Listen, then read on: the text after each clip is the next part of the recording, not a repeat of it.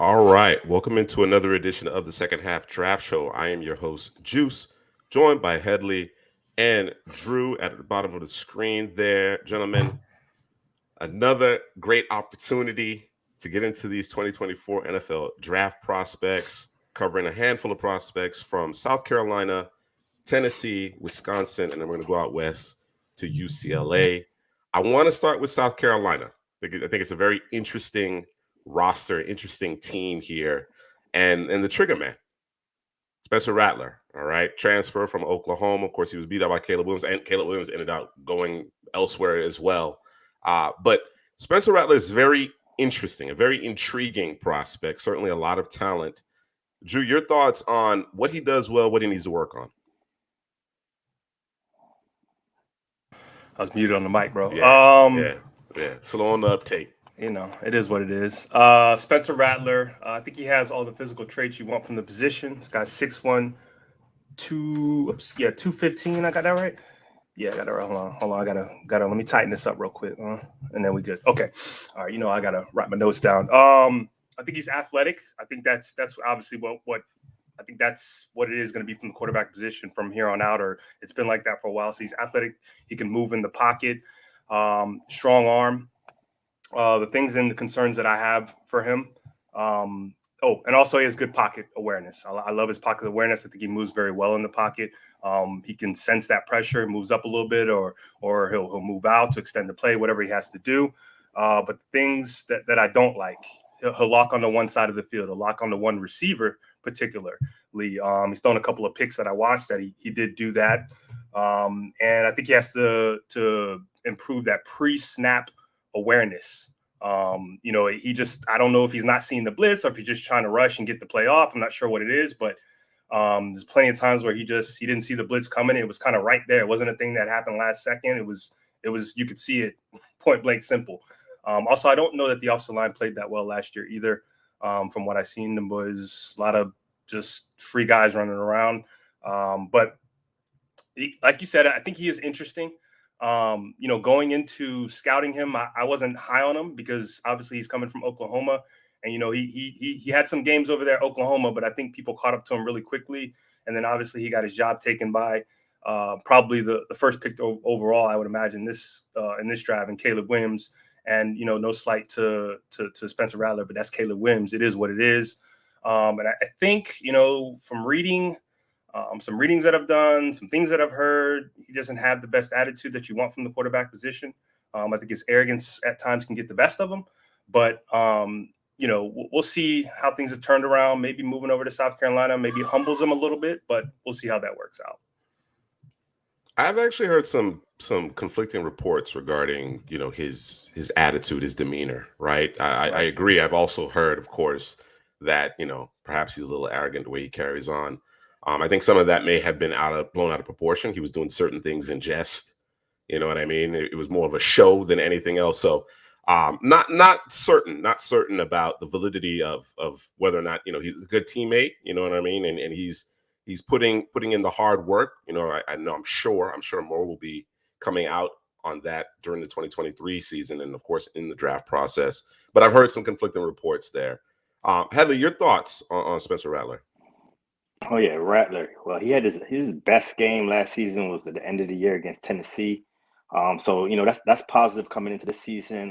I've been hearing reports also that he's putting in the work this offseason. He's going to come back bigger, stronger, and look a lot better because last season I thought the tape was very inconsistent. This is decision making, just throwing off his back leg, throwing into coverage. He just did that time after time. Also. Pocket presence. I've seen reports that say he has good pocket presence. Well, I didn't see it in the games that I watched. He has a tendency to kind of back up and the edge. Back right into the edge, not step up in the pocket. When the guys come around the edge, we've seen guys in the NFL, Mahomes, those guys, they step up and then roll out. This guy's trying to roll out before stepping up. So he gets into a lot of these sack situations. Like Drew said, the offensive line wasn't that good last season, but I thought that some of those sacks was on him also. So I think he needs to improve that. The size, it was 6'1", 215. So he's not one of those bigger guys. But a lot of talent in his arm, strong arm. I think he has to work on ball placement a little bit, especially deep down the field. Short to intermediate, he's very crisp. He can hit those in rhythm. But deep down the field, I saw a lot of overthrows last season. So I think he needs to improve that and just working through those progressions as well. I think he got to improve that. But, throws a crisp football. You see it time after time. The arm talent is there. So a lot of these quarterbacks, that we've scouted before, they have the arm talent. It's just in between the heads, working through the progressions, not making bad decisions. So we'll see what happens with Spencer Rattler this season. Like you say, he got his job taken by Caleb Williams in Oklahoma, kind of like what Jalen Hurts with Tua, and he bounced back in Oklahoma. So we'll see if Spencer Rattler can bounce back this season in South Carolina. You said between the heads. I believe you meant between the ears. Yeah. I respect it though. We might coin between the heads. might have to define that though before we right? coin it. Yeah. Trademark that, right?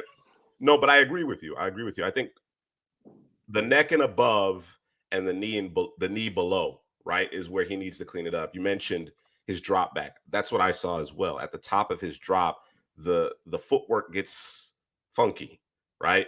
You can see that he has the requisite athleticism in terms of functional mobility and able to generate, that power. Obviously it has a live arm, but he can generate even more power by engaging his lower body. So he's not one of those individuals that's just dragging his legs behind him, but his mechanics can get a little sloppy at the top of the drop. I'm a big proponent of the secondary drop. How do you do things in terms of climbing the pocket, sliding left, sliding right? I'll make mention of it. Mahomes struggled with it. And I think guys who have really talented, gifted arms tend to be a little shaky in terms of some of their mechanics, right? It's something that they have to be cognizant of and continue to work on. I think for Rattler, coaching is going to be huge. Landing spot, coaching, I'm talking quarterback coach, play caller, whoever's calling the plays, head coach, it needs to all understand what you're dealing with because, like I said, a lot of talent there, but some of the decisions, the lack of eye manipulations at times, he'll lock on the receivers. As you mentioned, the accuracy will wane because of the mechanics at time. But when it's looking good, it looks great. It looks great when it looks good. You know what I mean? So somebody's going to take a chance on him. I think he's, I don't know that he plays his way into the first round. We'll see. I actually think South Carolina has a pretty good supporting cast. Of course, they lose your boy, Bell, to FSU. He transferred to FSU, but I like this group of receivers. We're actually going to get into one of his receivers here in a minute. But he just has to be smarter at the end of the day, right? There's some bad throws, bad decisions, and it's hubris, to be perfectly frank, in terms of his arm strength. He doesn't think there's a throw that he shouldn't make, right? I agree that there isn't a throw he can't make, but there are throws that he shouldn't make, right? And he doesn't recognize the throws necessarily that he shouldn't make. There's some cardinal sin type rules. Throwing interceptions in the red zone. You know what I mean? You can't have that. Can't take points off the board. You know what I mean? So situational awareness is going to be big. Cleaning up his mechanics and to your point, having a little bit more consistency will go a long way for Spencer Rattler. But I am certainly intrigued by the talent. I saw some flashes in Oklahoma, but it went south pretty quickly, right? With all the hoopla, I think that probably played a role. And then, of course, you got Caleb Williams breathing down your neck. That's another challenge. I think the move to South Carolina was actually a good move for him. And I think he can certainly help himself with a strong performance in 2023. All right. Let's talk about his favorite receiver, it would appear, Antoine Juice Wells, the transfer from James Madison. I actually want to go and see a little bit more film of him and James Madison, but I'm impressed in terms of what I saw from him last year. Headley, your thoughts on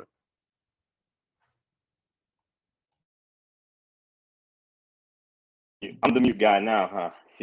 CPGM mute. But it's something about these South Carolina receivers over the last couple of seasons.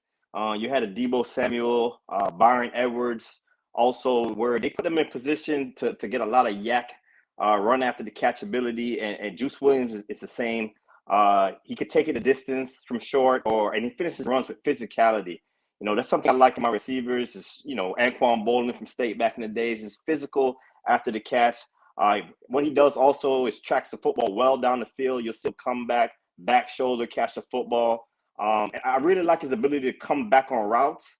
And he's a hands catcher. Everything you see with him is always with the hands. So that's a plus for him also. He attacks the football in the air. And like I said, he breaks a lot of tackles. He's shifted. He's 6'1", 210. We see a lot of receivers like this. It's that running back build. You know, you're a wide receiver, but once the ball's in your hands, you're like a running back. And Juice Wells is no different. He's not one of those big play over the top guys. He's probably be a possession slot receiver at the next level. But yeah, once he gets the ball in his hands, man, is very dangerous. Not a big time separator, but he does really well in those contested catch situations. I think he's going to be a nice pickup for somebody in the draft upcoming 2024 season. Bro, I don't know if I need to say anything else, bro. I mean, you That's took it your all, line. man. You know, that's your line. And then you come up with something. Got an analogy in there. You I got do, it, bro. Right. I do be having them. Maybe it'll pop in my head, but yeah, I got here. He's a quick twitch mover, but it's not usually at the release. It's usually at the top of the route where he's able to break it off, get it just enough separation. As Headley said, he don't need much separation because he attacks the ball all hands. Has that stop and start ability that you want in terms of when he has the ball in his hands. He tracks the ball well. And I put here, let me see here. Give him an inch and he might be able to take it a mile, man. You know, and you I wasn't even thinking about it, but Deebo Samuels, Brian Edwards, those are really good. I guess they have a type over there at South Carolina that they figure that they're going to have from year in, year out, a guy that they're going to, I put here, manufacture catches for him, whether it be the bubble screens, you know, whatever it is in terms of trying to get him the ball to make, you know, to make things happen for that offense. So it'll be interesting to see how this turns out for him this year. Let me see. I think I pulled his numbers right here. Let me just go over them real quick. See, last year he had 68 balls for 928, 6 touchdowns, but the year before he had 83 balls for 1250, 15 touchdowns, and 2020 had 33, 603 for 6 touchdowns. So he's a guy who you know, he finds the end zone. You just got to get him the football and let him do his work. So he'll be a fun watch, man. That's correct, D-Kid. We're talking about Juice Wells. Drew just rattled off the stats. Again, the 2 previous years he was at James Madison, FCS level, put up big numbers. And, of course, the step up to FBS. And he was terrific. When given his opportunities, he was excellent. I agree. I think everybody mentioned it, including D-Kid, the flypaper hands. The flypaper hands, man. Like, he snatches the football out of the air. Nothing gets into his body. That's how you coach it up. That's how you want it. I need to see a little bit more in terms of the release package. I think there were a lot of instances where, you know, there was a lot of off coverage. I'd like to see him with a defensive back in his face, see how he performs under those circumstances. Assuming, you know, he is relegated to the slot in those reduced splits. I think you can kind of get him away from that. But I want to see it. I want to see what he can bring to the table from that perspective. And then, of course, in terms of separation, again, in terms of the tape that I've seen thus far, he was open a ton. There was a lot of separation, but I don't know if that was him creating separation necessarily, or play design, or the fact that, you know, like I said, a lot of zone, a lot of soft coverage, teams just basically saying, Rattler, figure out where to go with the football. We know that you like to kind of fit it in windows that don't exist at times. Figure out where to go with it, as opposed to manning up, right? And giving him a cleaner look at things. So I think that may have played a role, but that's one of the things that I want to see with him, you know what I mean, in 2023. But otherwise, I was very impressed. Certainly what he does after he becomes a ball carrier is excellent, a la Deebo Samuel, Brian Edwards. You guys forgot to mention Pharaoh Cooper. Pharaoh Cooper can't get no love. You know what I mean? I'm going to give Pharaoh Cooper a little love. But yes, very much a type that they like at South Carolina in terms of get the ball in the hands of the playmakers and let them go to work. And I think when Rattler did that, and of course he took his shots when the opportunities presented himself, they were explosive. South Carolina was one of those teams that could lose to anyone. They could lose to anyone, right? But they could also give anyone a run for their money. You know what I mean? I.e. that game against Tennessee towards the end of the season. So exciting offense. It may not always look pretty, but it certainly is exciting considering the various talents that they have in that offense. Let's jump into our favorite game here at the second half draft show. Name that player. Y'all ready? Headley has a 12-point lead. Wow. Drew in the 12? hole. Okay. Drew Yeah. is in the hole. And you know what? D-Kit mentioned that he saw Juice Wells live at James Madison. He's looking at a top 90 pick, first 2 days. I certainly can get on board with that based on what I've seen thus far, right? I certainly can get on board with that. Of course, Yeah, DK he might be one of them Senior Bowls. Yeah. I would love to see Juice Wells at the Senior Bowl. Definitely. Yeah, Definitely. Yeah, Tank Dell can't be covered one-on-one. Right. If there's you need 11. You need 7 in the defensive backfield, between the linebackers and the DBs in order to defend Tank Dell. There's no leverage that's going to allow you to cover Tank Dell. All right. In terms of, shells, right? It's not going to happen. You can mitigate what Tank Dell can do when you have a full, onset of defenders, but one-on-one, it's not going to happen. Back to the game at hand here. Name that player. South Carolina. We're actually going to start with one of our bonus questions. Here we go. Here we go with the bonus. 2 players. All right. So for those of you who aren't familiar with the game, concept, scoring may be a little bit different here with the bonus structure, but the concept is this. You're giving a clue. If you guess the appropriate player or players on the first clue, you get the maximum amount of points. If I go to the second clue, it's a reduction in points. Third clue, a further reduction, but that's the last clue, effectively. All right. The twist I'm going to put on this one is that you can lose points with the bonus questions now. All right. Can't be aggressive out here. You can't be too aggressive. All right. You got to be measured in your approach. So I'll give you an example. All right. I give you the clue. You guess it on the first guess. It's a 2-player version. 6 points if you get it right. You lose 3 points if you get it wrong. You won't lose 6 points, but you'll lose half of the points associated with that value. Okay? All right. Hold on. Before we go, Hell, you got to put it on private chat, bro, because we know D-Kit be guessing. Oh, hi. Okay. That's true. How we do that? Private chat. To the side. Anybody else? How we do that? Oh, there you go. I took down the comments. Take down the comments like that. I take it right. That'll work. Either way. Private chat. I see it. Oh man. Just gotta make sure. Bro. All right. No cheating. We're on the honor system around here. Yes, we are very much on the honor system. All right, let's get into it. All right. Obviously, these players are South Carolina alums. All right. And the first clue is so obviously more than one player, are tied for the school lead in receiving touchdowns. There's 2 players. There's 2 players? Yes. We are tied for the school lead, the South Carolina lead in receiving touchdowns. Been some good receivers go through South Carolina. In my head. I got one in my head, but I don't know the second guy. I'm drawing a blank on one? Okay. Receivers. I definitely got one. That's my guy. Got one, huh? That's my guy too. Yeah. All right. No guesses. No guesses off the first clue. I need another one. You got it, Joe? No, I only got one. Okay. All right. The next clue. We both played for 2 NFC teams in our professional careers. Yeah. See, I know one of them. But do you know the second one? Yeah, that's the problem, bro. NFC? So now it's at 4 points now. If you get it wrong, you'd lose 2 points. I might take a guess. You got D-Kit. Talk to me, D-Kit. I might have a guess here, bro. Man, you roll the dice. You got a nice lead, Headley. You got a nice lead, so you could, you know what I'm saying? You could do something. That NFC thing kind of cleared it up a little bit for me. Oh, because man, the guy I was thinking about was Brian Edwards, but I don't think he played for 2 NFC teams. Go ahead, D-Kit. You could guess. I'm gonna go with. Stay out the comments. I'm gonna go with Alshon Jeffrey. That's my guy.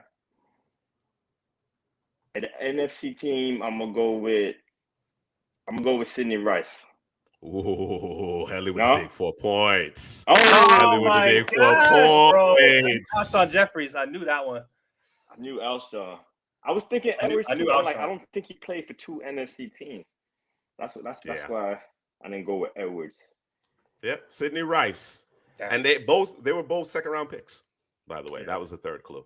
I I actually debated which one of those 2 clues I should give you first, right? But the NFC one does kind of clean up. The NFC North portion of it does clean it up. So Sidney, or NFC teams, I should say. Sidney Rice played for Minnesota. Mm-hmm. He was drafted by Minnesota, and then he ended his career in Seattle. Whereas Alshon Jeffrey started his career in Chicago, and he ended it in Philadelphia. Yeah. Mm-hmm. All right. Heather got a 16-pointer on you. Bro, you got to stop with these bonuses, bro. The bonuses. You got all the points come from bonuses. You got to bro. tighten up, bro. You got to tighten up. All right. Let's transition. Let's transition to Wisconsin. I'm excited to hear you guys' thoughts on very, very talented ball carrier in Wisconsin, one Braelon Allen. All right. I'm going to start with you, Helly. Your thoughts on like I said, very talented ball carrier. Yeah, I'm gonna go. I'm gonna say it now, man. This is my RB1 coming into this draft class, into this season. I saw Rocket Sanders. I saw Travion Henderson. I saw Blake Corum. I've seen all these running backs, and what Braelon Allen could do as a runner, he got to get at the top of my list, man. Coming into the year, he's just a big guy. And, Juice, we was at your house. You put on the highlights of him, man, and I kind of forgot about him. He had a beast freshman season, and you threw on the highlights, and I'm like, this guy's big. He has great feet for his size. He's kind of like gliding through the hole. Yeah. Jake knows. Allen has it, man. He's hard to bring down. Strong lower body strength. He's always finishing his runs, falling forward. Downhill runner with good vision. He kind of deciphers with that patience, and he bursts through the line. And once he's in the open field, I'm not calling him Jonathan Taylor, but once he's in that open field, he got jets, man. He can put on the speed. He can go the distance. What he does need to improve upon, though, we talked about it yesterday, is that pass protection. He's so big, man. It's like what are you doing, man? Get your hands, get locked in. But he's kind of like throwing his shoulders into blocks, and it doesn't work for him, man. So he really needs to improve the pass protection at the next level. And he's not one of those route running backs like Bijan or Jahmyr Gibbs, but he has excellent hands, man. Yeah, you can check it down. He has nice, soft hands. You see him with the one-handed catch sometimes. So he does have that for him. Very subtle feet. He has a lateral jump cut ability. I'm gonna leave that to Drew. I know Drew's gonna talk about that lateral jump ability from Braelon Allen, but he has that, man. And that size is really impressive to see a big guy do a jump cut in the hole and has the acceleration to gain yardage afterwards. And he's not just looking for, a lot of big running backs. I'm gonna put another Wisconsin guy. Ron Dane is another guy where, he's not one of those guys that's trying to get 4 or 5 yards. He's trying to break the big run for his size, a la Jonathan Taylor. So, there's a lot to like about Braelon, man. I think sometimes he runs a little too high. I want him to lower that pad level more consistently. And the fumbles, I seen a big fumble at the end of that Michigan State game in overtime. He lost the game for him. I think he had like four fumbles his freshman year. Fact check me, but he just got to hold on to the ball better, because if you can't pass protect and you're fumbling the football in the NFL, man, you're not going to see much opportunities doing that. But he is my RB1 at the end of the day. At the end of the day, he's still my RB1. I forgive him. I forgive him. I know what Drew's gonna say. He's gonna use a very specific phrase. I just want to say this. He's gonna say Braelon Allen has small feet. Yes, that's his phrase. Right? That is my phrase. A bigger guy with light feet, those twinkle toes. That's what he likes to say. He has small feet. Go ahead, Drew. Yeah, I forgot about the highlight tape. I even forgot about him in general. And we said, and I said Braelon Allen. I said, and then I saw how Braelon was spelled, and I said, oh, that's. And then I turned the tape on. I'm looking like, what number is he? And I just seen him standing in the backfield. I'm like, nah, that's him. This is 6'2", 240. He might be 250, bro. Big, strong, physical. Got here, good feet, small feet, whatever you want to call it. Feet. Them feet are fantastic. Strong hands. Got them big paws, but they're soft. He wasn't really using the pass game, but if it was usually like a swing pass or something up the middle. But he caught what was thrown to him. Strong lower half. I ran that Ronnie Brown offense. I like to call it. Y'all know about Ronnie Brown, the pistol, whatever. They got a little exotic over there in Wisconsin. I appreciate that. It was nice. But for me, he's got to find a healthy balance between getting downhill and bouncing it. And now that I'm thinking about it, I wonder if he's bouncing more runs, because some of those runs I'm just like, you don't need to bounce that. Just take it. You 6'2", 240. Just go.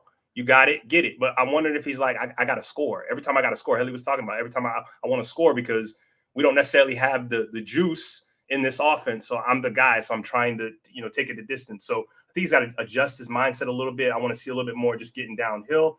And that pass blocking, yeah, it ain't good. Now I'll say he'll put some effort in, but you can't be 240, bro, 6'2", 240 and be doing the stuff he's doing in pass blocking. I need you to be laying people the out. You got to make people not want to rush, right? So, I think he's probably RB1. I'm gonna put probably. I'm gonna say it gingerly, because I haven't looked at everybody, but I understand why he would be RB1 for most. He's very talented, and coach is gonna look at that and be like, we ain't gonna worry about him pass blocking. We can fix that. I can fix that. Unless you get him in the room and he talking about he don't want to do that, then obviously, but. Yeah, man, I like him a lot, man. He fits the Wisconsin mold in terms of running backs. Oh, definitely. Long line of really talented ball carriers there at Wisconsin. Varying degrees of success at the NFL level, but certainly really, really distinguished college careers. I think in terms of the pass blocking, you both mentioned it, that's an area that he really needs to improve upon. He certainly has the frame for it. It's technique. It's not for lack of want to or a lack of willingness. It's technique. It's understanding, identifying, and then understanding how to position your body and to leverage that frame in order to pass protect. So I think when you have that already in place, and I'm sure considering his size, considering his ability to break off the long one, he very rarely is being asked to pass protect at the high school level. And then, of course, he is the engine to the offense, right? He's not only taking, he's not only lining 7 yards deep in the backfield, which is where I prefer him. Notice that you don't see a lot of inside handoffs from the gun or anything like that, because you want him to give him an opportunity to see it develop in front of him, press the hole, which he does very well, and then make his moves up the field into the second and third levels. But I really do think it's more of a technique issue as far as pass protection, certainly not a lack of want or a desire to, which is significant from my perspective. Heather, you mentioned the ball security issues. I agree. That's something that you have to clean up. All right. You're not going to get the opportunities if you don't protect the football. Those are cardinal rules in terms of being a running back. You don't necessarily have to be the most gifted ball carrier to get playing time, to get reps, if you can be trusted to pass protect and hold on to the football, right? Speaking with respect to his actual skills as a ball carrier, I'm very impressed. I'm very impressed with the patience and the vertical cuts and the ability to accelerate, right? Because he's not one of those guys that is flying up into the line of scrimmage, running into his blockers. He's picking through, he's sifting through, and he's creating kind of a downhill momentum, an acceleration, a burst, if you will, once he makes that cut, right? And I see him spin out of some tackles. The arm tackles aren't going to bring him down. You need to get around his legs. You mentioned his pad level. Yeah, you can create a little bit of smaller target. I agree with you there, but overall, I'm very impressed. As I was watching him most recently, I was like, is he? What am I seeing? Am I seeing Gurley? Am I? And then I had to watch Gurley. Then I had to go back and watch Gurley. I was like, no, he doesn't have the same kind of burst. He doesn't have that same kind of burst.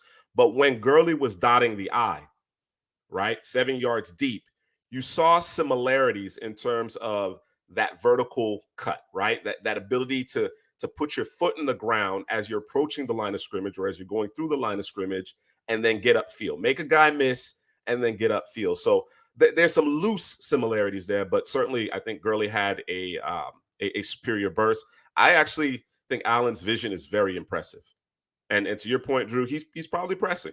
He's probably pressing, right? You know, I've seen that out of Todd Gurley at Georgia too, because he was the offense. You know what I mean? As opposed to getting that surefire 6 yards, you end up getting 3 because you're trying to break off a long one. You know what I mean? So that's something that have to keep in, under control. That's something that the coaches will have to be mindful of in terms of getting him acclimated at the next level. But certainly the talent is there. And I'm leaning towards Headley in terms of him being RB1, right? There's a really talented group of backs. When we talked about this 2023 class, I don't know that it's going to have the same level of depth, but it's an impressive group thus far. Through our summer scouting, I've come away impressed. I think there's a healthy number of running backs, and it's the reason why a lot of these backs in the NFL level, and D-Kit mentioned it earlier, aren't going to see big money, all right? Because it's just, they just keep on cranking them out, man. Some of these guys need to go play corner. You know what I mean? They really need to play corner. So really like what we see from Braelon Allen. Let's talk about Jack Nelson. D-Kit mentioned him just a second ago. Jack Nelson up front, offensive tackle, Wisconsin. Drew, your thoughts? Yeah, Jack Nelson thought I think he, in terms of the run game, I think he's super aggressive, physical. I like my offensive lineman aggressive and physical. But in the pass game, he's a little less physical, a little less aggressive. Super smooth in terms of guys trying to play games up front. He likes to keep things close. Some guys can kind of, when they're taking on a block, they can kind of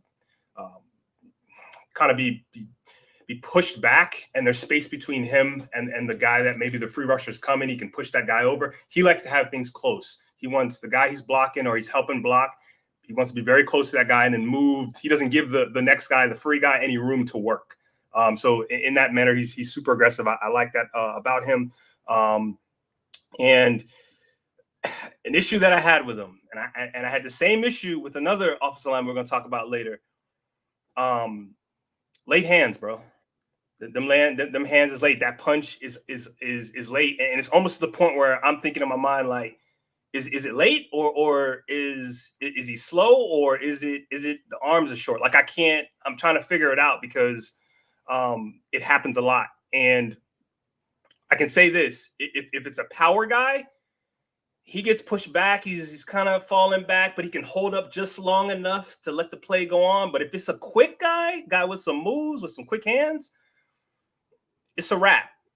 So this year I'm gonna be looking for him to get that punch out, man, because and over there at Wisconsin, there's, to me, that their sets are short, because I guess they want them to get to their spot and get to the guy. But I need those hands to be working, man.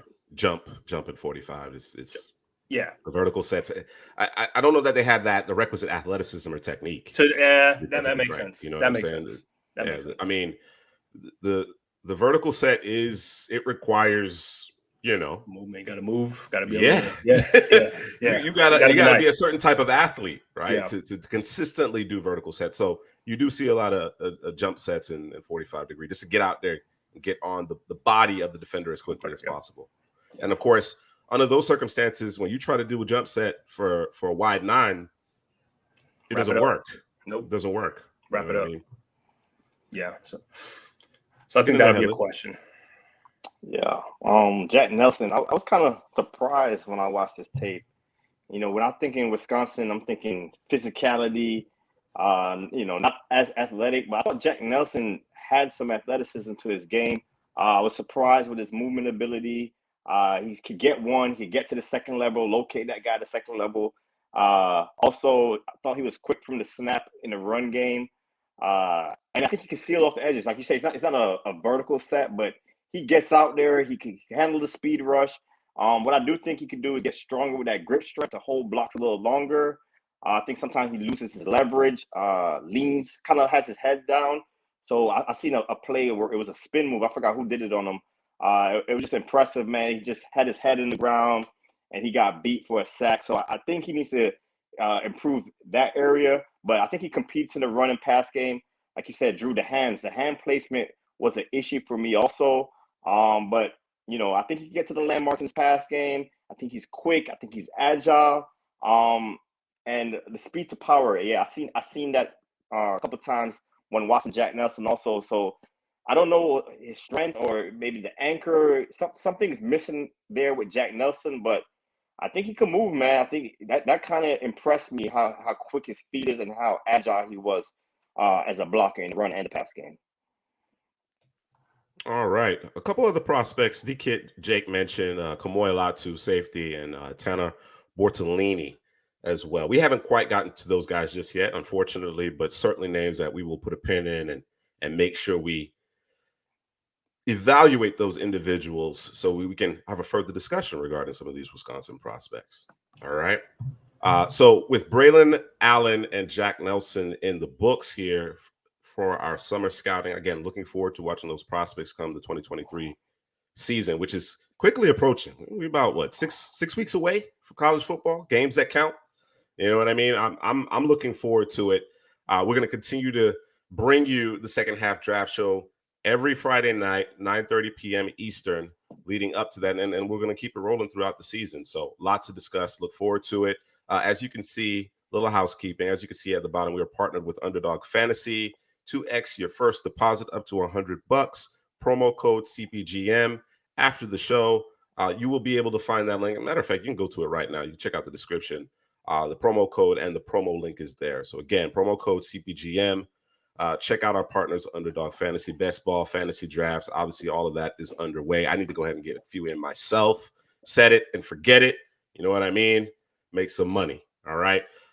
We're going to do another round of Name That Player, but we're going to do another twist here. All right. Ooh, the twist. I got to, we got to keep it fresh. Got to keep it fresh, man. So I'm going to give both of you an opportunity to answer the question, right? Okay. You won't lose any points, and each question is worth 2 points. Okay. So this is a freebie. Fellas. You know what I'm saying? Let's do it. You know what I mean? Heather, you can extend your lead or you can get on the board. You know what I mean? I'm gonna try, you know bro. What I'm saying? I'm gonna try. Let's get it. I think you'll be okay here. I think you'll be all right here. Obviously, Wisconsin has a ton of decorated running backs that have come through that school.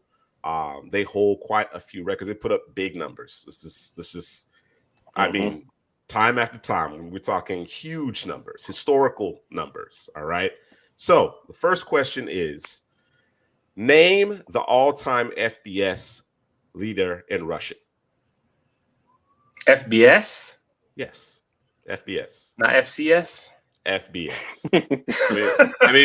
I mean, Wisconsin is in the FBS. I got one in my head, but do I lose points by saying? I am disappointed that y'all both haven't answered this question already. I can answer. I know who it is. Yeah. Both of you can answer. Drew was going first. No. Both of you can answer. Mind you, make sure that the comments are off because the kids are already answering. I put private chat. I didn't see it. All right. It's right? The guy I mentioned earlier. It's Rondane. Rondane. Yeah. Okay. All right. Yeah. 2 points apiece. When you said running back, that's the first guy that comes to my head. Yeah. Rondane. Yeah. Rondane has over 7,000 yards rushing in college. It's crazy. I think the next closest is actually Tony Dorsett with about 6,600 yards rushing. So Dorsett of Pittsburgh. So Hadley, 18 points for you. Drew has his first 2. Drew's on the board. All right. Drew's broke his conversion out here, B? Or is it D-Kid, I got you, bro. I got you. My bad. Hey, D-Kid's like, yo, give me my props, bro. D-Kid got 2 points, bro. He got the 2 points. D-Kid was on the board as well. D-Kid on the board as well.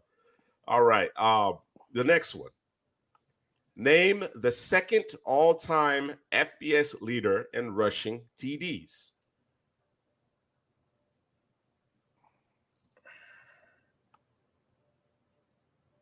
It's a Wisconsin back, right? Is it a trick question, bro? Not your question. It's a Wisconsin back, right? It's gotta be. Yeah. No, this is all Wisconsin. This is all Wisconsin. Yeah. It's one of 2 players, bro. It's the boy Juice Love, man. It's Monty Ball. It's Monty Ball. That's you going Monty Ball? Who you got, Drew? Damn, that's pretty good, bro. Who you got, Drew? I don't know if a guy got 7,000 yards, bro. How does he not lead in touchdowns? That'd be crazy to me. But Monty did score a lot of touchdowns, bro. He was a touchdown guy. I thought. I don't know, bro. I don't know, bro. Come on.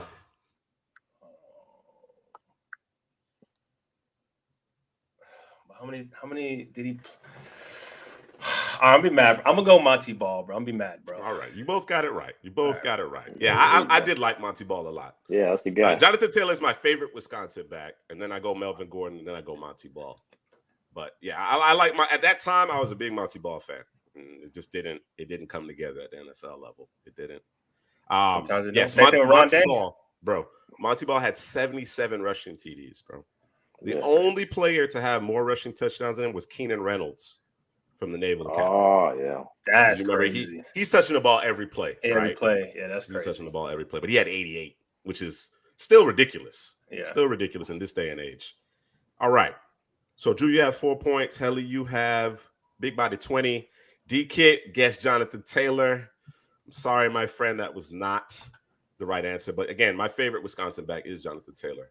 He was running back 1 that year, by the way. All you Clyde Edwards-Helaire, J.K. Dobbins, even DeAndre Swift people. Jonathan Taylor was the one. All right. Last one. Actually, I got 2 more for you. Okay, but the last one is a bonus. The last one is a bonus. Yeah. All right. Name the player with the second most rushing yards in a single season. Say that again? Wisconsin? They're all Wisconsin. Do I lose points if I say a name? No, you don't lose any points. Second most rushing yards. Rushing yards? In a single season. For Wisconsin. In a season. Second most. Ron Day was number 1, right? Yeah, he number 1, no question.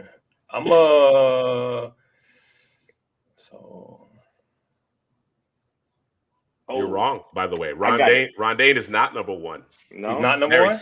Barry Sanders is number 1. B. Oh, I thought you meant like for Wisconsin. Yeah, that's what I thought you meant too. Wisconsin, like second leading. No, the player played for Wisconsin. The answer to these questions is a Wisconsin player. Gotcha. But I asked all-time leading rusher for FBS. That's everybody. Yes. Second all-time leader in rushing touchdowns. That's everybody. And then second most rushing in yards in a single season. That's among everybody. It's 1 or 2 players, bro. Thinking. Is this a trick question? Nah, it's not a trick question. Nah. Wisconsin got those beast running backs. This is one of them. Just name one of them. I'm gonna go. Well, it's either Melvin Gordon or Jonathan Taylor, bro. I'm gonna go Melvin Gordon. Pick one. Pick one, Drew. It's probably Melvin Gordon, bro. But I'm gonna go Jonathan Taylor, bro. I'll go Melvin Gordon. God dang! But if Heather would pick Jonathan Taylor, I would have went Melvin Gordon. I was just gonna go opposite, bro. It's one of them boys. All right, 22-4. All right, good job, D-Kid. D-Kid got that one. Melvin Gordon had 2,500 yards that year. Actually, 2,587. I think Barry had 2,600 and change. Barry's different, bro. Sanders is completely different. Monster, bro. All right, here's the bonus. All right, for 1 point.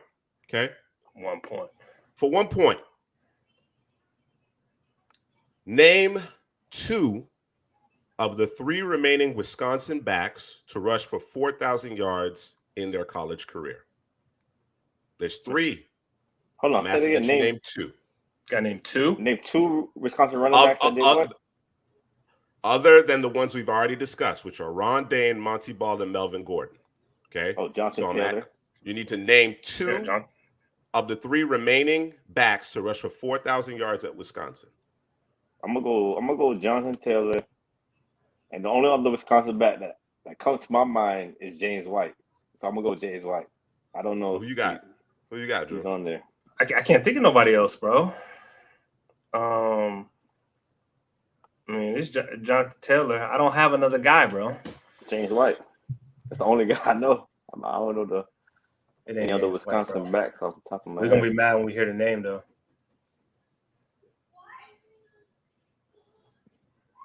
Your guess anytime now, Drew. Your second guess.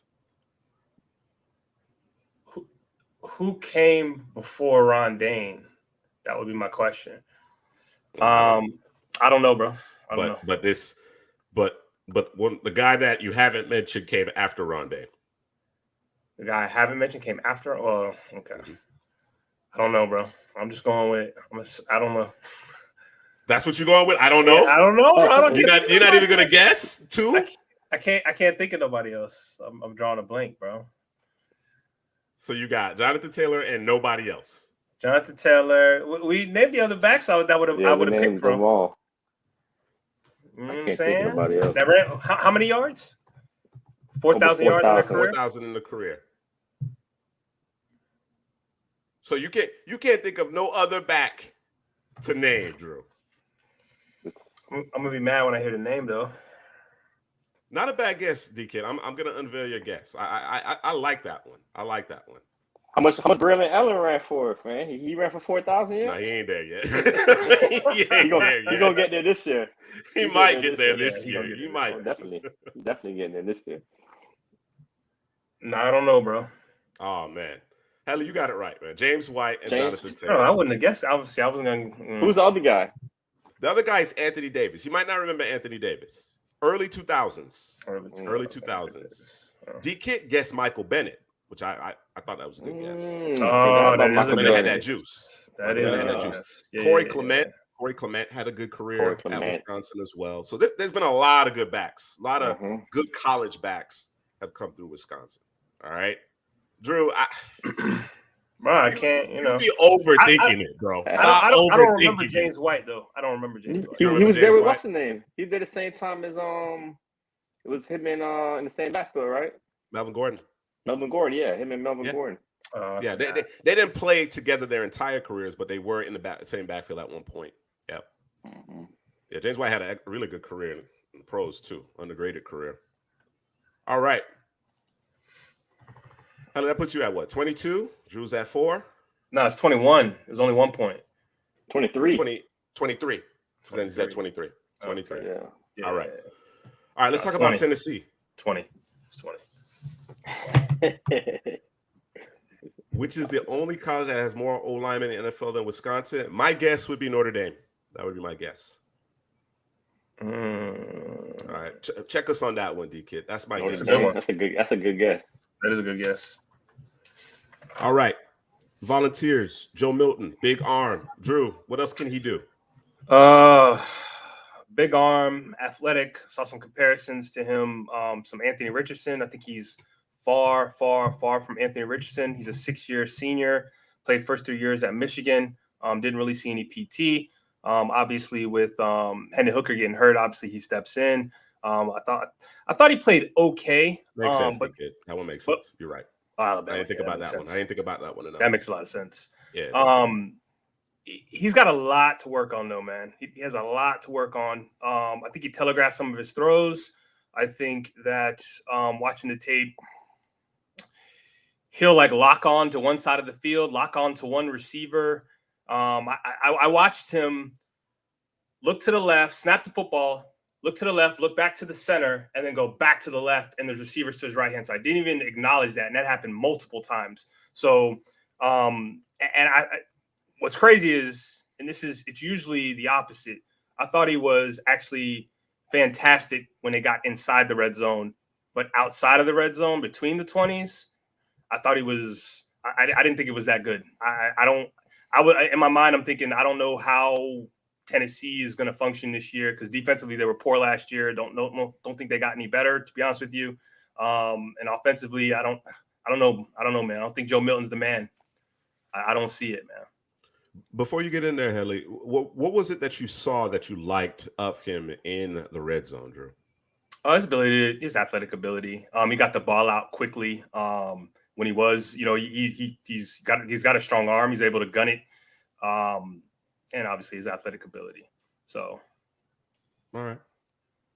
Your thoughts, any process quicker in the red zone. Maybe just shorter field, I guess. I don't know.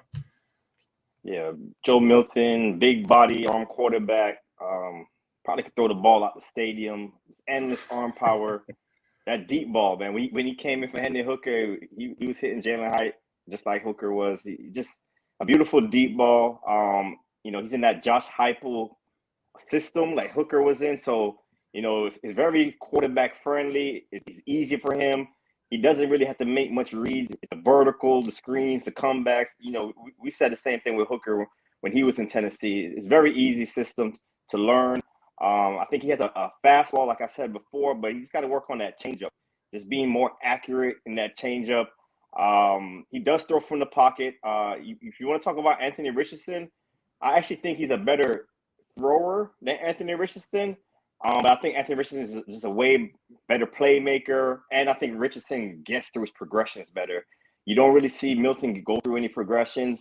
I just think the ball just looks a lot better coming out of his arms than AR. But AR is a superior talent. But we had these question marks with AR coming into his last season with needing more starts, needing more experience. So Milton will get that this year. We'll see what he does with it. I think in that offense, he's going to look extremely well. I know he lost his receivers. No more Hyatt, no more Tillman, but the offensive line is good. Got a good running back, and I'm sure somebody's going to emerge as a go-to receiver. So I expect big numbers here from Milton. I got him as a day 2 guy right now. I like his arm talent. Just got to work through those progressions a little bit better. Like you said, he just sticks on. It's kind of the offense they run. They don't really ask him to do much of that. So we'll see. We'll see with Joe Milton, man. I'm excited to see him this upcoming season, though. So obviously, Hendon Hooker beat out Joe Milton and looked like a different player. You consider what Hendon Hooker was at Virginia Tech, and then what he looked like most recently in Tennessee. And of course, being with Josh Heupel, I think certainly made a difference. The system obviously begs a question, right? There's a lot of busted coverages facing the novelty of that offense. I don't know that they're going to sneak up on people quite the same way. The thing that stood out to me about Hendon Hooker, though, is the throws between the hashes, right? Obviously there were a bunch of deep throws that were right on the money, whether it be Cedric Tillman or Hyatt this past season, who obviously had the big totals. But, the timing routes, the posts, the dig, the accuracy, the ball placement, I thought Hendon Hooker did a great job. I thought he stood tall, right? Even though some of those looks were easy, for lack of a better term, as far as the progression is concerned, that there wasn't a whole lot to decipher pre or post snap in that offense because of the novelty of it. So that remains a question, and that'll obviously be a big question for Joe Milton. But I just thought Hendon Hooker played, threw the ball specifically with touch and precision and accuracy. And I don't know that Joe Milton has that in him. It remains to be seen. Yes, he throws a very pretty ball, right?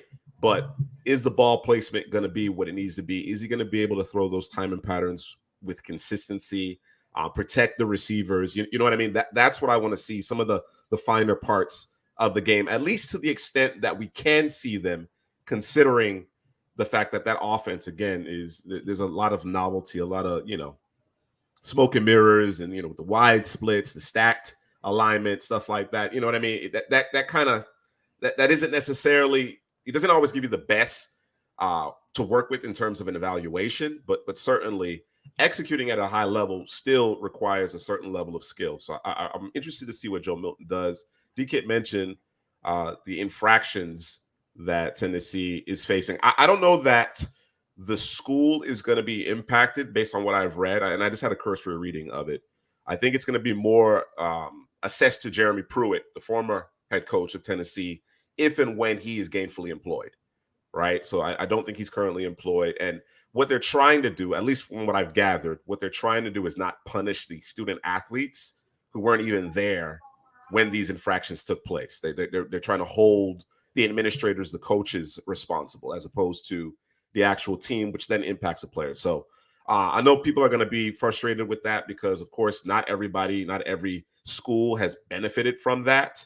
But certainly in this particular instance, it seems like the NCAA is basically trying to sanction the headman, whether he was, directly involved or should have known better, should have controlled his program, whatever the case may be. And that being former head coach of the Vols, Jeremy Pruitt. Yes, we're going to talk about Spraggins here, and I'm going to start with you, Headley. What do you think of Javonte Spraggins, a guard from Tennessee? Mute. There you go.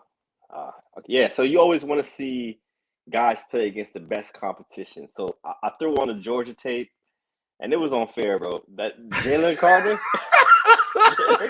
bro. It was unfortunate for Spraggins, man. He got beat by Drum. I think he battled. He tried to stay in front of him, but He just got caught leaning with his head down. The Carter strength was a little too much for him. But I did watch the Alabama game as well. I thought he did better over there. I think he's more of a phone booth blocker. Yeah. He was asked to pull a little bit and locate defenders. I thought he did well in the run game. Shot off the ball. I saw him get to the second level. I think hand placement needs some work. I think this is the guy Drew's talking about where his hands is late. It's low. It's really low. He waits. He waits all the way until the defender gets to him before putting up his hands. And then when he puts up his hands, sometimes it's too high. So it's a technique, man. He got to work on that hand placement. His lateral agility is a little delayed on pass sets. When you run those games up front where you try to get one and he tries to get to the second guy, he can't really get there. He's not agile enough to do so. So I think he got some work to do. But, Tennessee, we always said run right for Darnell Wright. He was part of that right side of the offensive line. So he could block down really well. He's big. He's physical. I think once he gets his hands under control, he has the strength to do so. But I was watching the center next to him, and he looks like a pretty good player with his base. He drops his anchor. Let me get his name. Do you have his name right there, Drew? Or Juice, the center? Drew, you're on mute. I don't have it right in front of me. Yeah, find his name, but because I thought he's a little light, but he drops that anchor really well. What you expect Spraggins to take that power, he wasn't really taking it, but the center, it looks like a heady football player. He can move as well. So interested to see that center, that right guard. And they have a guy that he was the left tackle last year. I think he's moving over to right tackle as well. So I think that the offensive line for Tennessee are really good this year. I think they're going to probably try to run the ball a little more because they lost those receivers. So, we'll see about Spraggins and the rest of that offensive line in Tennessee. That center you're talking about, his name is Cooper Mays. Yeah, Mays. Yep. Yeah, they're gonna have a lot of like older guys on that offensive line. It's an old group, so they should be good. Yeah, they should be good. Milton's gonna be protected. There's gonna be no excuses for him to improve. So we'll see how that goes. But yeah, man, Spraggins, bruh, I got physical, aggressive, with a wide body. I watched that Georgia tape too. I was like, I got halfway through it. I was like, I can't watch this no more, bro, because it's not his fault, bro. It's not his. I can't blame him, bro. Bro, you did a Roberto Duran, no mas, no mas, bro. I tried to get through it. I was like, this isn't fair to him, man. Like, and it wasn't just happening to him; it was happening to other players. But obviously, watching him, it wasn't fair, man. So I turned it off, and it wasn't just Carter that was doing it to him. It was other players lined up, and a lot of that had to do with his ability to just lay hands, man, low, high, whatever. It was bad. And it was almost to the point where I wrote a note in here where I said, how you got defenders coming up to lay the boom instead of wrapping up. That's kind of what he was doing. And like Helly said, he would wait till almost it was too late. It was essentially too late. Like, these guys don't have 2-inch arms. They're not T-Rexes. Like, they can reach and get you, right? And he's waiting to the point of attack to put his arms out, and it's too late. And he would try to put a shoulder into a guy. Like, it was bad, bro. And I know he's a pretty strong guy, but the guy across from you is strong too. He lifting weights too. Like, you know what I'm saying? Like, you can't be in a bad position every time you make point of contact with every player. That's a losing battle every time. So I think if you can work on his technique, I think you got a guy. I think you got a guard. And I don't necessarily need my guards to be out moving and pulling and doing all this crazy stuff. I just need you to be able to block the guy that's directly in front of you, or a guy that you can at least reach. I thought he was a good mover in terms of being able to reach people. But yeah, he's got some work to do. I turned on the Pittsburgh tape because I'm like, I want to watch him play at least a decent defensive line. That's a pretty good defensive line overall. And I thought he played much better, but you saw kind of the same issues with him. So if you can just tighten up those kinks, man, those what's what I'm looking for. Let's call them issues. If you can tighten up those issues, man, you got you a starting guard for sure. All right. D-Kid, we suck, man. We didn't get the Jalen right. We suck. We had our intent was to cover Spraggins, Milton, and Jalen Wright. We didn't quite get to Jalen Wright. So we owe you. We owe you on that one. One above all, man, we haven't seen you in a while, man. In the comment section, I'm sure you've checked in on us, man. Appreciate you having you in here with us. He mentions that he's late to the party, wants to know who's the most athletic offensive tackle that we've watched thus far. Oof. He's looking for a Lane Johnson replacement, right? He's thinking ahead a little bit, right? Obviously, the Eagles, one of the top two, and they're not two, best offensive line groups in the NFL. Lane Johnson, I mean, I was watching, or rather, I saw a tweet from Doug Farrar. I'm not sure if you guys are familiar with him. I think I want to say he writes for the Athletic, maybe not. At any rate, he said, had it not been for Trent Williams, we would be talking about Lane Johnson as the top tackle in the NFL. And I don't know that I disagree with him there. What do you guys think? Most athletic tackle you've studied thus far? DK got it. Olu Fashanu, what he does, athleticism in the open field. Yeah, kind of remind me of Icky for the Panthers that drafted him, man. It's Olu. Yeah, I would say Olu. Maybe Blake Fisher. Might be the next guy. I would say maybe the most athletic, but yeah. Okay. All right. Olu is OT1, I think. I think everybody is on board with that right now. I'm not sure that that's going to change. We'll see how things play out. But yeah, he certainly looks the part. He's been the most impressive tackle I've studied thus far. And again, I don't really expect that to change. There may be a Joe Alt or a JT Latham may be able to close the gap a little bit, but considering the upside with Fashanu and how technically sound he is already at a very young age, it's hard to argue with Fashanu as the top tackle in the class. All right, y'all ready to do another round of this Name That Player? You ready? Drew, are you ready? That's what I really need to ask. I'm ready, but things happen sometimes. You know, confidence is a hell of a drug, man. You don't sound confident, man. You got to get your confidence going. I know I do. Right? What team are we doing? Who is this? Tennessee. I think I might do better with this one. All right, it is an SEC team. It is SEC. So I do expect better from you. Although Headley got the SEC team earlier, South Carolina. You know what I mean? Man, ain't nobody paying attention to South Carolina. I'm a fan of South Carolina, though. That's true. Especially the receivers. Especially the receivers. I like South Carolina. Even their running backs. I like their running backs, too. Yeah. I forgot about him, but as I was, trying to decide what the trivia would be, I saw a name, man. What could have been Lattimore. Remember Lattimore, the running back? Mm-hmm. Oh, man. Marcus. Oh, man. Was looking forward to it, man. And injuries, man. Injuries. He was with the 49ers, right? Yeah. They took a chance on him, but his knees were never right. Private chat. All right. Oh, private chat. Hold up. Private chat. All right, there we go. First clue for Tennessee. Name that player. Peyton Manning. I am this player.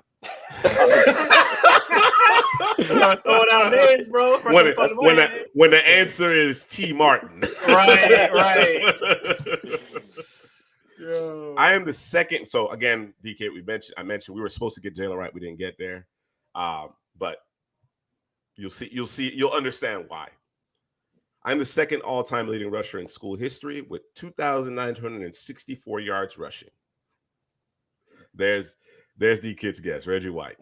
Come on, bro. Yeah, that's a good. I mean, if you're gonna guess, just guess. Just guess. Tennessee I got player. you. I respect it. I know who it is. I can't visualize. I know I'm be pissed if I don't get this. Say the clue again. Second all-time leading rusher in school history. Might be my guy. I think we both like this player. That's who I'm thinking, but I need more clues. God. Hey, bro. Go with the next clue, bro. See. You haven't been trusting your gut, Drew. You haven't been trusting your gut. Next clue. All right. I am an NFL franchise's all-time leading rusher. What? I'm a franchise's all-time leading rusher. Mm-hmm. Hold on, let me run through these teams, bro. Hold on. I'm pretty sure it's the guy that's just not coming to mind, bro, and I'm gonna be pissed. Our listeners, our watchers, our viewers, who you guys got? First clue is I'm second all-time leading rusher in school history. Second clue is I am an NFL franchise's all-time leading rusher. I think that second clue is why I wouldn't go with that particular guess, D-Kid. Yeah, you threw me off on the second clue.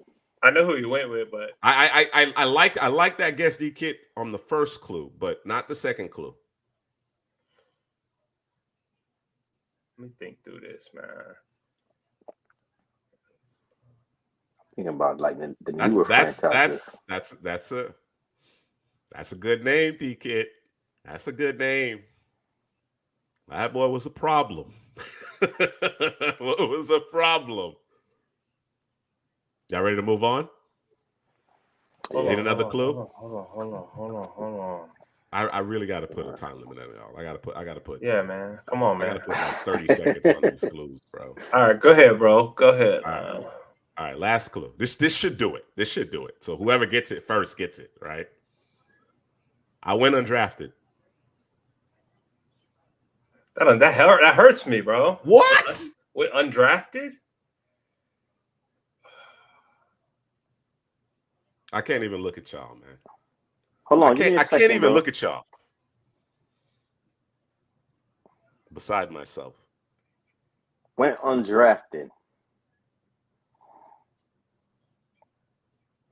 These are rushing yards. Yeah, D-Kit hasn't even gotten it yet. I'm trying to remember all the teams in the All league, my bro. guys. Hadley, Drew, D-Kit, nobody. Nobody has the answers. I'm second all-time leading rusher in school history. I'm an NFL franchise's all-time leading rusher, and I went undrafted. NFL all-time leading rusher. That's the part that threw me off. Give me the team, man. What NFL team is he leading rusher? Bro, I can't get a team. D-Kid said I'm baffled, bro. I done stumped y'all? I stumped y'all, huh? Hold All on. right, man. I'm going to count it down, man. 10, 9, 8, 7, 6, 5, 4, 3, Is he 2000s or later? 2, 1. That's it. Who is it? D-Kid just guessed it. It's Arian Foster, man. Oh, I didn't know he was Come on. undrafted. Foster. I didn't know he was Come undrafted. on. I wouldn't have guessed that, bro. I didn't know he was undrafted. Yeah, that was easy. That was easy. Terrible. Why did he go undrafted? You get in trouble? Injuries. Oh, injuries. Okay. Injuries. All right. Okay. That was an easy one, bro. You're right. I wouldn't have got that one. Weak sauce, man. And it wasn't. I'm upset. I'm upset. Let's move on. And he was leading rusher because he was an expansion team, bro. Yeah, the Texans. Yeah, that's what I was trying to think of. I was Yeah. trying to think of the newer franchises. And your boy probably gonna get him though if he stay healthy. Yeah.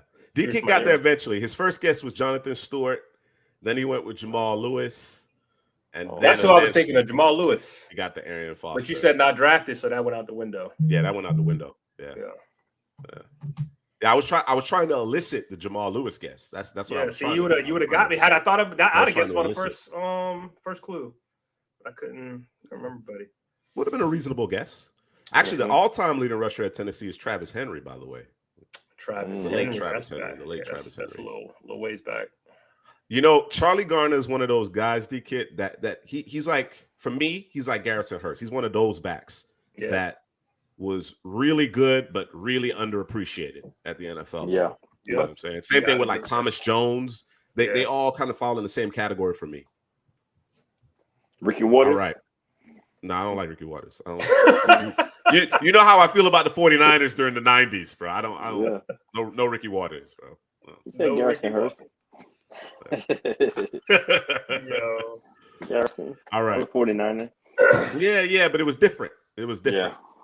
You know what I'm saying? Ricky Waters was during that specific time. Era. You feel me? Early 90s. That era, the early 90s. That hurt. Merton Hanks and Yeah, none of the boys, bro. None of them, bro. That's why. That's why Ken Norton played for Dallas. Though. I respect Stubblefield, Bryant Young. I respect those guys, but Merton Hanks, he wasn't good, bro. He just caught some picks. He was in the right spot. He wasn't good. Merton Hanks wasn't good. Come on, bro. I was a Niners fan in $94, bro. Of course you were. It was prime. It was prime, bro. That was a stacked team. Oh yeah, it was a stack, bro. Dallas should have beat them too, though. Dallas laid down. Should have beat them. Dang, someone sounds like a hater. Yeah. Because I was a Dallas fan. Yeah, I hated the Niners. Yeah, I'm not denying it. The hate is real. All right. You know who I hated? I hated the most? Steve Mrs. Young? XO Wonder, Steve Young. Couldn't stand. Still can't stand him. Why, bro? Stand him. That He's boy's not a good talented. analyst, bro. Oh, He's not even a good analyst. analyst. Now I respect the Niners today, though. I respect the Niners today. No, but back then, nah.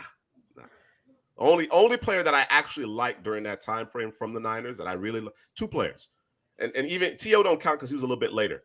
Jerry Rice, because that's all-time great. That's the GOAT. That's the GOAT. That's the GOAT. Who's your other All right, guy? fellas. JJ said Stokes. two players. Oh, I was gonna say T.O. I like John. I like John Taylor too. They're cool.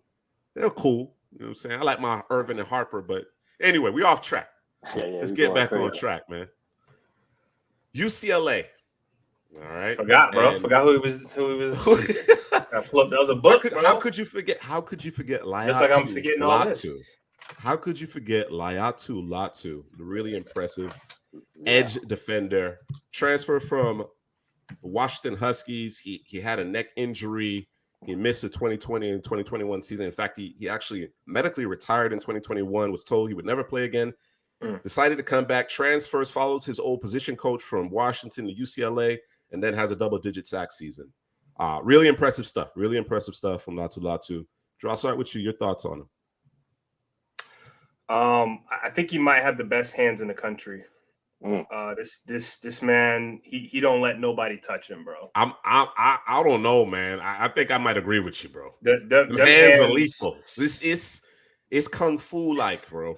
Seriously, bro. Lethal. I can't tell you how many times where I slowed the tape down and played the play over and over and over. Got to the next play, did the same thing because I'm like, them hands, bro. He don't let people touch him, bro. And if you think you're gonna touch him, he might lean and then just kind of run by you, bro. He's real nice. Got a nice little burst off the edge. I don't like what UCLA was doing with any of their defensive linemen. Guys out there 260, 250, and we trying to play games up front and run guys inside. It was kind of ridiculous. I wanted him to finish a little bit more. I think he could have had a couple more sacks, a little bit more production. I think he has a plan for every play. Caleb Williams was getting up out of there. Caleb was getting up out of there. There was one where he should have had the sack clean, and he missed it. But yeah, man, I think he has the potential to be maybe the top edge rusher. I know Chop was talking, but D Kid has him right behind Verse. D Kid has him right behind I ain't Verse. mad. I ain't mad. Makes sense. Ojulari comp. This is Ojulari over here. So that's not a bad comp, but this is why he won't be edge one, maybe not even edge two, maybe not even edge three. It's because the way they use those D linemen at UCLA, it's not good, bro. It's not good. I hate it, bro. Hey, we out here, Al Paul. We out here, man. The grind is real. Oh yeah. I think they do them boys a disservice. And I can talk a little bit about the Murphy boys here in just a second, but go ahead, Adley. Yeah, Latu, man, he jumped off the screen for me last season. I was like, yo, this number 15, like, where did he come from? You know, it's like he just appeared on the football field. Like you said, he was out of football for 2 years. He was at Washington, had that neck injury. So I think at the next level, teams are going to look into that medical with Latu.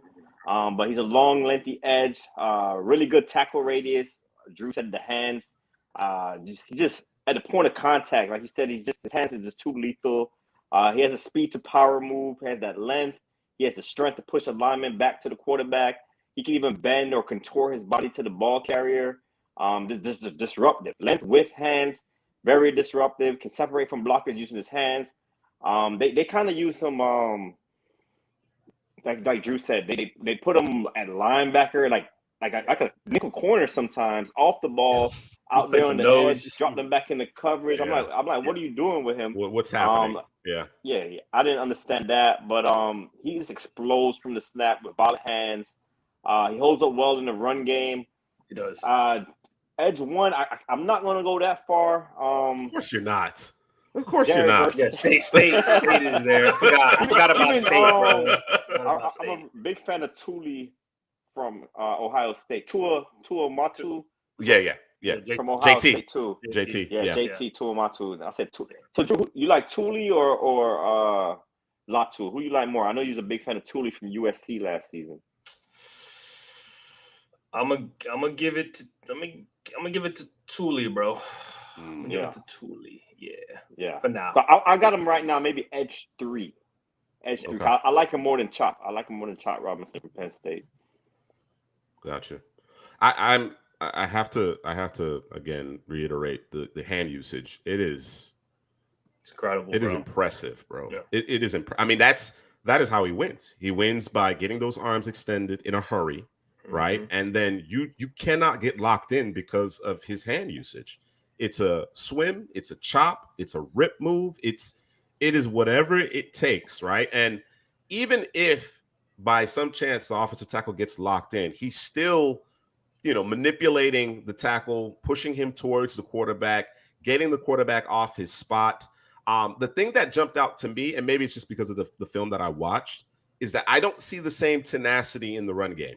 I'm not suggesting that he's a bad run defender, that he can't set a physical edge. I just don't see him playing with the same edge, right? The same, the same kind of effort, snap in and snap out when it comes to the run game. I want to see more consistent effort when he's not necessarily rushing the passer. Again, there should be very few instances in which he's dropping into coverage. And if he happens to drop into coverage, he certainly shouldn't be lining up in the nickel, right? I agree with you guys. I have no idea why or what they were thinking in terms of that particular type of usage. But yes, I mean, advanced hand usage. And it's that hand usage combined with, a solid burst. I don't think he's screaming off the edge. You know what I mean? But it's a solid, good enough burst to be able to turn the corner, good hip flexibility.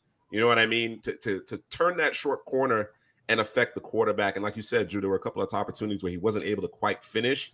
I think if he continues to trace his steps, the sack numbers will go up. I think he had 10.5 this past season. I think he can push 13, 14, maybe even 15 in 2023. I think he's nice, bro. The hand usage alone, I think there's other things that he can tweak and continue to improve, but the hand usage is pro ready right now. Right, yep. He's gonna be a handful. He's gonna create maybe not a huge sack guy at the next level. That remains to be seen. But the hurries, the disruption, it's gonna be there because of that hand usage. So I'm very impressed by Latu. Carson Steele, man, interesting prospect transfer from Ball State. The tape was wild. What you think? The tape was wild. That Ball State tape, man, like. He got through tackles. Like, I'm not sure how the defender didn't tackle him. He'll just bounce off of guys, go through guys' arms. It was ridiculous, man. I'm like, these guys can't tackle out here. And, I think he did the right thing going to the SEC now. He's going to UCLA. We'll see how much they use him because it was just unfair out in the match. You said the SEC? You mean the Pac-12? The Pac-12. Yeah, your geography. Yeah, I'm way couple time zones away, bro. But he was a MAC leading rusher last season. He's a good inside runner with patience, toughness to churn out yards. He has an uncanny ability to take a hit and keep on ticking. But I think that was because he was against lesser competition in the MAC. Sure. He doesn't really have that breakaway speed. But we always say running backs don't really need that breakaway speed, but he's kind of Turtle 2.0. You remember the Turtle? I remember the Turtle. Devontae Freeman, the Turtle. Once he gets in the open field, he'll get hawked down. But he benches 405, squats 615, 7% body fat. He's on the freak list. Feldman's freak list, man. But it's just ridiculous the plays he made in traffic. Should have been tackled. Step up in the Pac-12. We'll see how he fares there. But yeah, he's an interesting prospect to watch this season for UCLA. Yeah, he is, D-Kid. He is. I mean, if you weren't watching MAC football on Tuesdays, you probably didn't see him. You probably didn't see Carson Steele. Not on Tuesdays, bro. Yeah, bro. Yo. Yeah, bro. Once October hit or November, I forget which month, bro. You get football on Tuesdays, bro. I love it, bro. I love it. I'm a degenerate. It just, you feel me? It's what I do. He had 289 carries for 1,556 yards, 14 touchdowns at Ball State. So patient pressing runner, as Headley was talking about in terms of his ability to break tackles.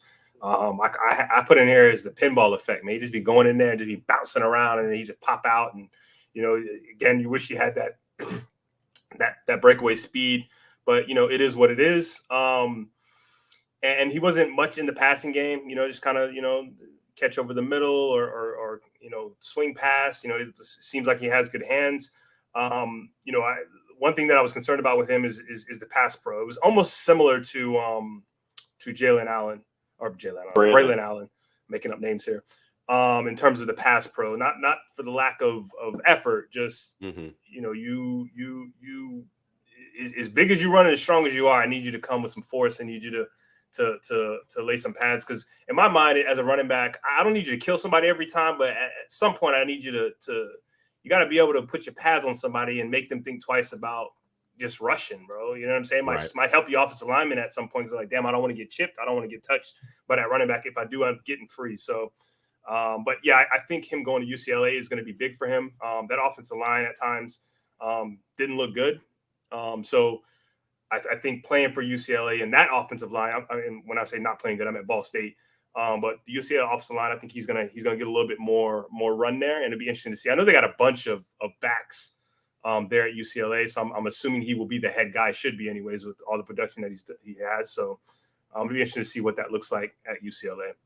The kid, I think that answers the question right there, right? So you don't get the same level of exposure at Ball State that you are going to get at UCLA, right? Zach Charbonnet, obviously transferred from Michigan, went to UCLA. More talented back, don't get me wrong, but in that offense, I think he's going to get opportunities. You mentioned he's going to be playing behind a better offensive line, so I think that's part of the calculus as he tries to make his way to the next level. Real quick before we get to the last, I want to talk about I almost call them the Grayson twins, the Murphy boys, Grayson and Gabriel. By the way, Latu is number 15, Grayson Murphy is number 12, and Gabriel Murphy's number 11. So the boys got them receiver teams, numbers. The receiver numbers out there. So quarterback numbers, facts. Grayson Murphy is more of the power player, heavy hands, bull rush guy, long. And then you have Gabriel Murphy, who's more of the quick, agile, speed rusher. And both of them boys, same height, same weight, according to ESPN, which is kind of funny. But, I guess they're twins, though, right? Usually it's a little, one guy's a little more than the other, but I just found it interesting. So I don't know if those guys are coming out. I think they're juniors this year, but those are the guys keep an eye on out for. Yeah, definitely need to keep an eye on them. That's an interesting front that UCLA presents, led by Latu. So we'll be tuned in this 2023 season. For those of you who missed it before, again, check out our promo link in the description. Partnered with Underdog Fantasy, get a 2x match up to $100 with your first deposit. All right, promo code cpgm. We got one more, well, actually two, because I got a bonus for you. Bonus. Two more bouts. That two more private chat. bouts. Yeah, private chat it up. Chat. Two more bouts of name that school, Drew. We're going to the left coast here, so you weren't able to maximize the SEC. I had two SEC teams here, and you ain't get no points off the SEC, man. So let's see if the left coast. You feel me? That's why I need to be the left coast, bro. You know what I'm saying? All right. First clue. I am the highest NFL draft pick of the UCLA Bruins in the last 15 years. Last 15 years? 23, so it goes back to 2008. Highest. It's offensive defense, bro. That might be the next clue. I know you ain't gonna give me the answer. You might slip though. Maybe, right? You gotta try, bro. You gotta try. In the last 15 years? Last 15 years. Did he play there? I think I got it. Right. You got it. Hold on. Who are all the teams we did today? We did Tennessee. No, it's a UCLA guy. No, I got to run through them though. Make sure I'll mix it up because I'll be thinking too much. So think about one of the other teams, right? Yeah. So South Carolina, Wisconsin, and Tennessee. Do I lose any points? No. Can I ask you a question? I don't hate that. I don't hate this guess, D Kid. It's not Josh correct. Rosen. Very good guess, Drew, but you're wrong. Said? Oh, who he said? Josh Rosen. Bro. He said Josh Rosen. That was a first round pick, right? Mm-hmm. So this guy's before him, huh? Mm-hmm. That was a very good guess, Drew. Let me think. Jake got it. Oh, I think Jake got it. it's Go ahead, Headley. Give Headley an opportunity. I don't know who it is. I can't. Hold on. I'm trying to. Oh, you want to go to the next clue? Next clue? Yeah. Can we get the next clue?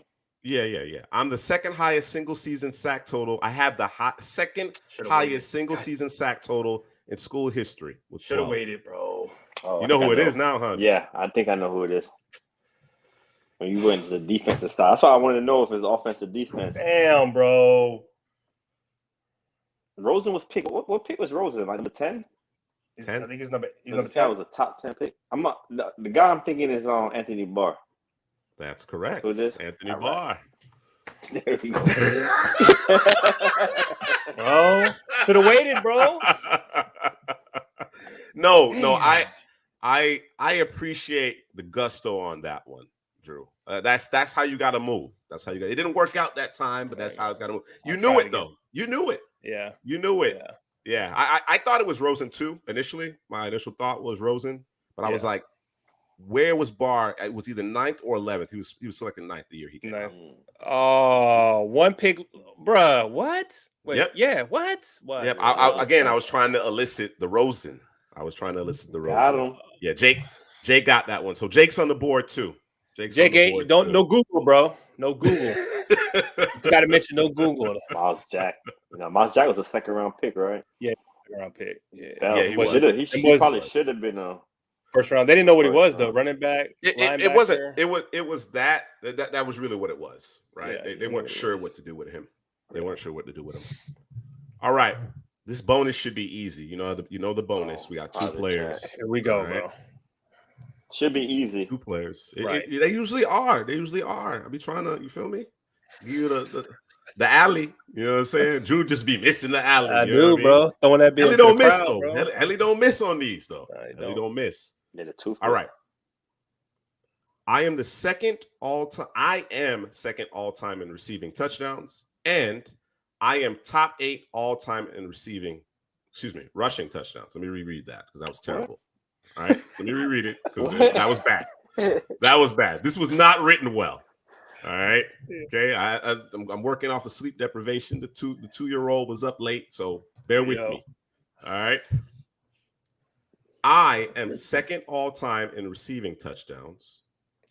Player 1.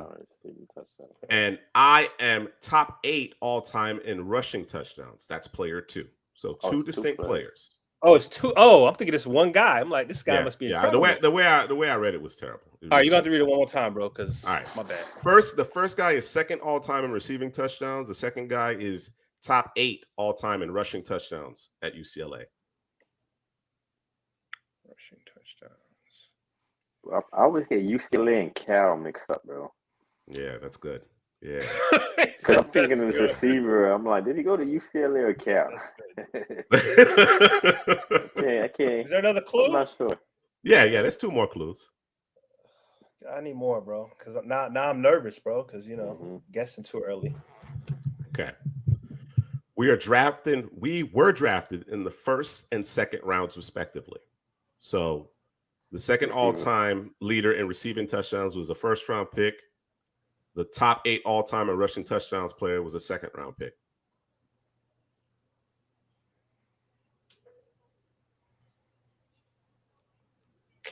See, this what happens when you don't stay up till 2 a.m. to watch the Left Coast, bro. I'm trying to tell you, man. Yo. Pac-12 after dark. But I don't know if Pac-12 after dark would help you with this one though. With this one, that means it's probably because it's old, bro. Old players. Old. Yeah, it's probably an older player. Old. They usually are. They usually are.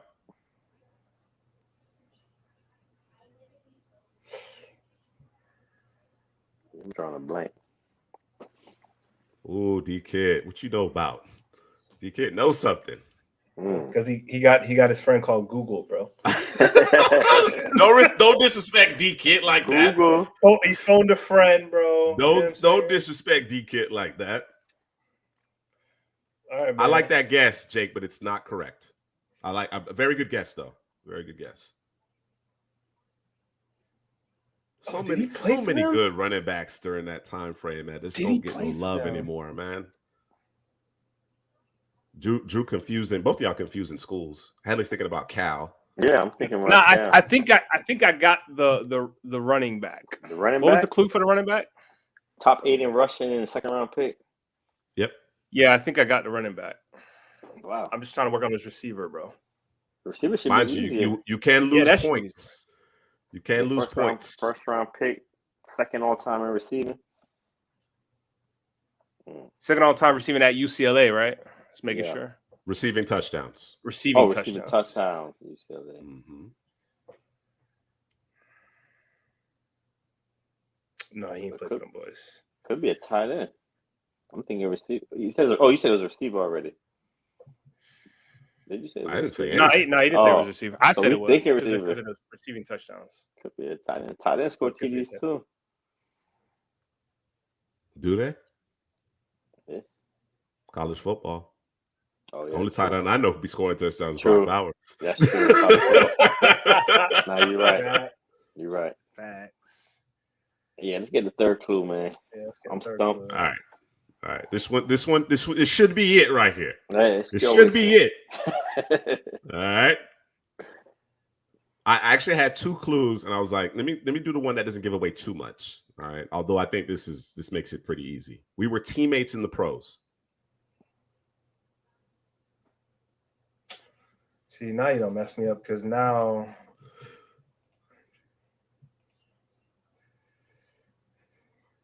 Who did he? Okay, now let me think of the running backs at UCLA. We had.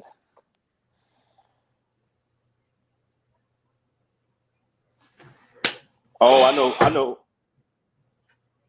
I might know. No, I don't know. Wait. So, I think I got it. I got it. Teammates in the Let's hear it, Drew. Let's hear it, Drew. It's Mercedes Lewis, MJD. Drew. That's what I'm talking about, son. Let's go, baby. Drew, my mind went to MJ Drew, and I'm thinking who the receiver that he played with, but you got it on the tight end. I was thinking Jacksonville. I couldn't think any receiver for Jacksonville. I was like, y'all was sniffing around. That's why I did that little misdirection with the tight end. But Drew stuck with it though. He stuck with it. That was good. That was a good job. You tried to trick me. I was like, yo, I did because you be asking them questions. Stop asking questions. Focus on.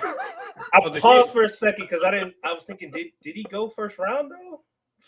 Like, I know Jones. Yeah, he did. And as a matter of fact, it was it 2006. They both were selected in the same draft. So in the same draft. Yeah. Lewis was the first pick, and then in the second round, they came back with MJD. The boy Jake had a couple guesses, man. He was like, man, he went with Deshaun Foster and Freddie Mitchell. Those are good guesses. Yeah. Those are good guesses, bro. Yeah, those are good guesses. In my head. Yeah, I think Foster's a little further up on the list in terms of rushing TDs at UCLA. He's a little further up. MJD is right at 8th. It's right at 8th. No, Drew is not in the lead. No, I got a couple more shows to go, bro. Yeah. So it stands at 25-6 right now. There you go. I'm on the board, bro. That's all that matters. You need some 12 points. I got them 2 12-pointers. Them 12-pointers. You took them boys back. Yeah. It was 6-pointers. My bad. It was 6 pointers. Right? Yeah, you've gotten 3 6-pointers. Yeah. All right. That's going to do it. That's going to do it for this edition of the Second Half Draft Show. Thanks, everyone, for joining, including that San Francisco fan, Exo Wonder.